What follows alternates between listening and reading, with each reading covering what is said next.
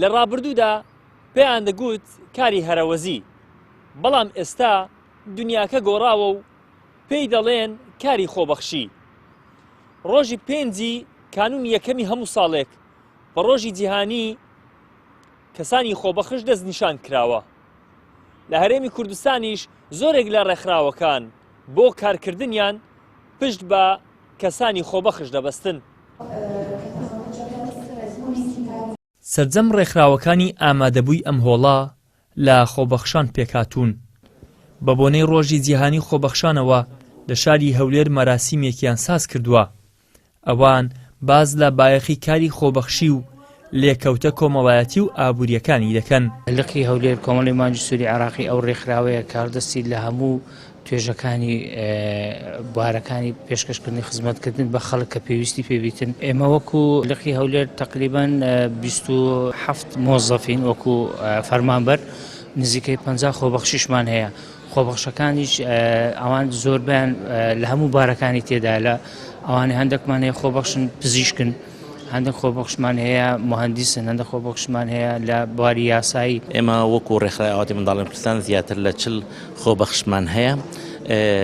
چەندین چالاکی زانستی و ئەکادمی لە نێوان دکتۆرەکانی منداڵ و پەرستارەکانی مناڵ و کارمەندانی تەندروستی و ئەنجامدانی چەندین چالاکی زانستی بۆ مامۆستایانی سەرەتایی و فێرکردنیان لەبارەی فێرس ئەید و مەسەلەن مناڵێک کە بخنکێت، مناڵێک کارەبا بگرێت، مناڵێک گەشکە بگرێت لە قوتابخانەکان بەشدار بووینە. ڕێکخراوەکان لە بوارەکانی تەندروستی و منداڵان و ژینگە و کۆمەڵایەتی و ئاژەڵپارێزی و چەندین سێکتەری دیکە کار دەکەن. بەشێکیشیان زیاتر لە 100 خۆبەخش و بەشێکی دیکەشیان کەمتر لەو ژمارەیان لەگەڵدایە. زیاتر لە 7 خۆبەخشمان هەیە جگە لەگە ستافی کارژێڕی و ستافی دەستەی باڵا 7 خۆبەخشمان هەیە کە لە هەر حاڵەتێکی پێویستدا بێ ئامادە دەبن بۆ کارکردن لە خزمەتکردنی ژینگەی هەرێمی کوردستان بەبێ گوێدانە هەستی ماندەبوونیان چ لە مامۆستایانی زانکۆ بن کە خۆڵ و سمینار دەنێت چ ئەوانەی هەڵمەتی پاکردنەوە دەدەن. نزیکەی 4 ساڵ دەبێت لە ناوکاری خۆبەخشیدەم، ئەویش بە بۆنەی خوێندنەکەمەوە بوو. هەروەها ئامانجی گەورەم ژیانی خۆم وای لێ دەکردم بڕۆمە ناوباری خۆبەخشیەوە لەبەر ئەوەی کە بتوانم باشترین ئەزمونەکان تاقی بکەمەوە و وەریان بگرم. لە بواری جیا ئیشی خۆبەخشیم دەکرد بۆ نمونە تەکنەلۆژیا بوو، یاخود ژینگەیی بوو، یاخود مرۆیی و هاوکاریە کۆمەڵایەتیەکان بوو.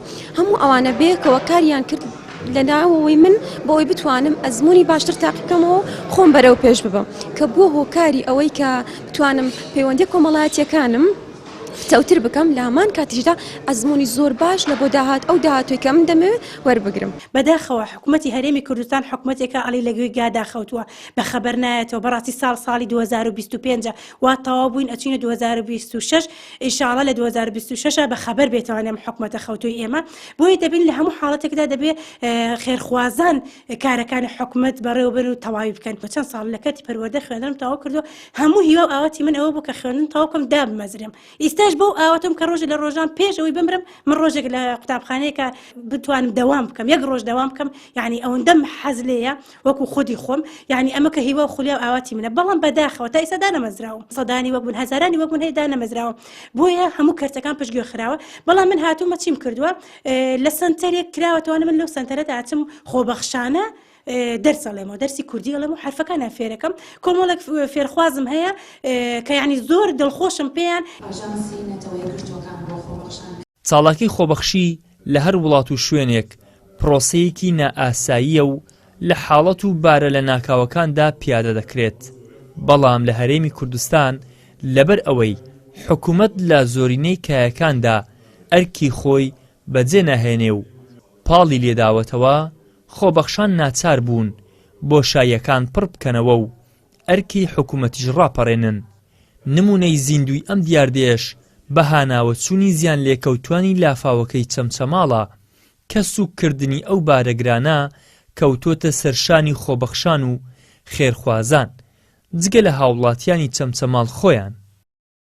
ئیدریس محەممەد، کەناڵی ئاسمانی پەیام، هەولێر.